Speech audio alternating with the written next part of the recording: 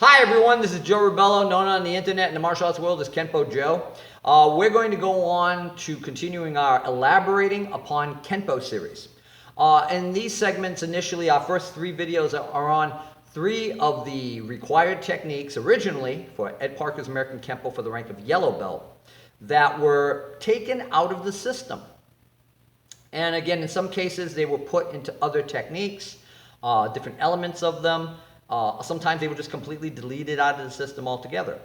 But in this case, we're going to go on to our third technique and our final technique, which is originally technique number 10, which was originally intellectual departure.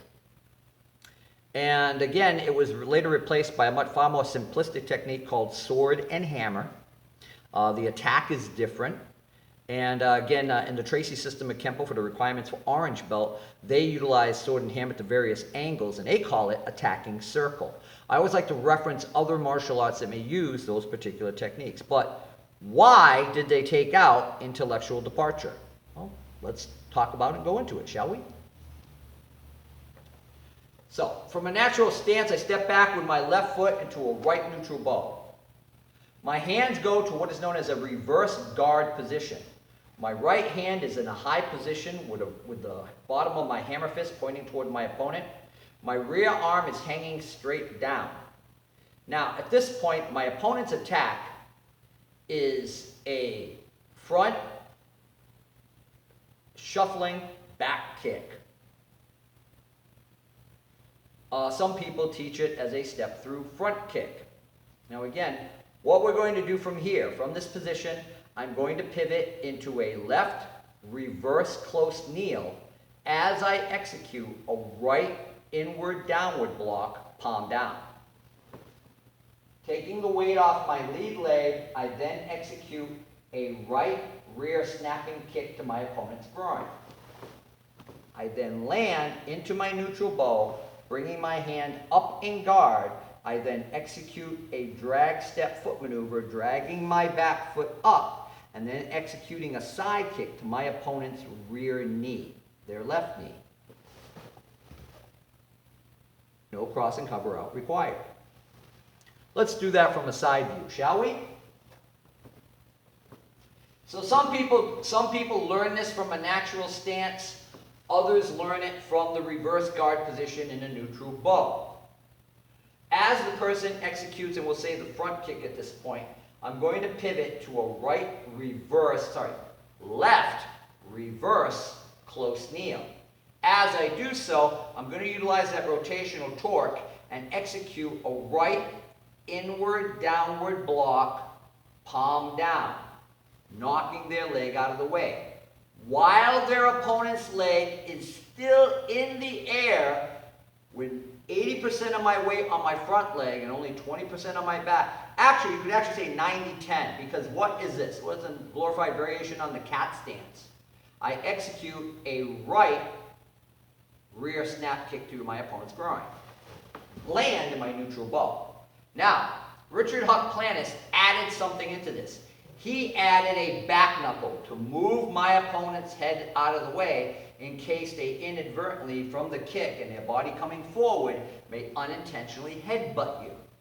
But originally it wasn't in the technique.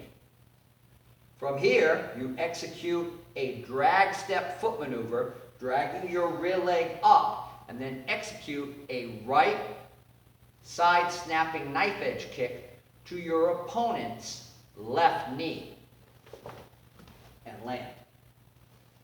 No cross and cover out required. Now, some people will say to me, hey, I've got that side kick against the right knee. And that's fine.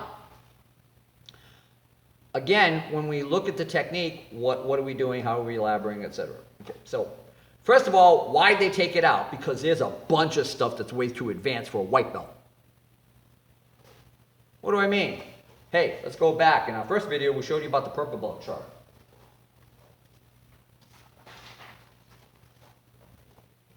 Let's see here. No, it's not here. Not for purple.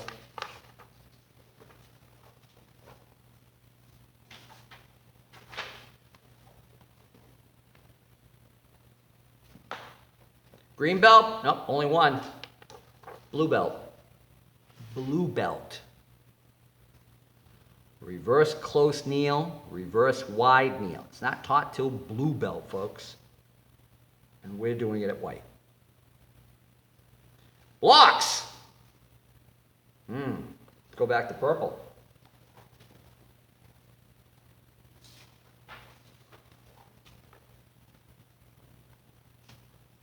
Nope, not in purple. Push down, upward cross, universal. Here we go. Form-wise, when do we learn an inward downward block, palm down? Long form 1. We're taught those hand isolations, right? From a low position, from a high position.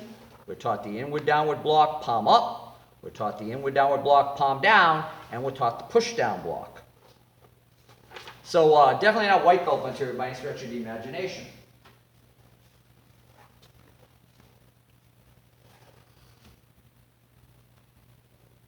The stance is too advanced. The block's too advanced. We learn how to empty our leg of weight to fire that back kick into a side kick. Hey! Aggressive twins. What's the opposite of front? Back. We still do the side kick, but we kick the front leg. But in this technique, we kick the back leg. Category completion. Oh, sorry, can't use that. That's a Huck term, right? I heard certain people say. Well, how about Ed Parker saying for every move, theory, concept, principle, or definition, there's an opposite and a reverse. Again, the opposite of front is back. Now we're taking our right leg, which is in the rear, and executing a back kick, then turning, making our rear leg our front leg, and then dragging up and kicking with that same leg to the front with our side kick. But instead of kicking the front leg, we're kicking the rear leg. Now again, in a future episode, we'll put out the notes directly to see, is it the back leg, is it the front leg? Am I cross-checking or I'm kicking out that front leg? We'll find out. But again, the key ingredient is that back kick to the groin followed by a side kick to the front of your opponent's knee to lock their leg out and blow their leg out. If we're kicking out their back leg, then we're cross-checking them. And again, we talk about that. Cross-checking, kicking at a particular angle that diagonally checks them off. Again, always keep your opponent off balance while you stay on balance. And again, the body doesn't work on diagonals, so we want to put a person in those diagonal angles that they cannot effectively attack us or respond to our attacks. That's the key. So again, intellectual departure. Why? It's a smart way to leave, man. So I'm standing, he goes to kick me in the groin, and I utilize rotational torque, and I rotate and I knock his leg out of the way. When I do that, again, by utilizing quarter beat timing, I'm executing that back kick to their groin. As their head comes forward, I move their head out of the way, as Huck would do, and then we drag up and execute a side snap kick to our rear leg. Side blade kick. A side snapping knife edge kick.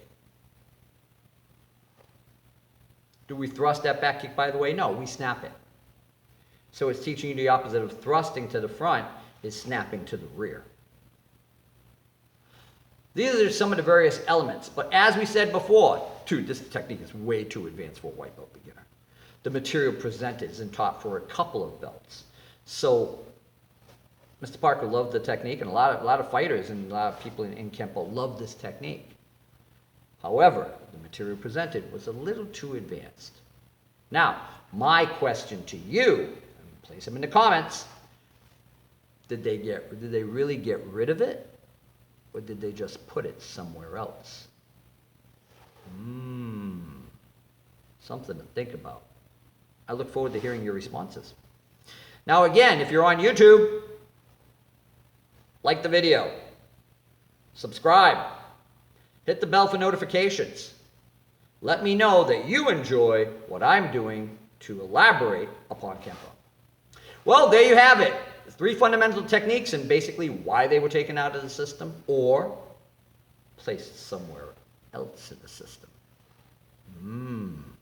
Something to think about. Until next time, this is Joe Rebelo. Keep training. Practice, practice, practice.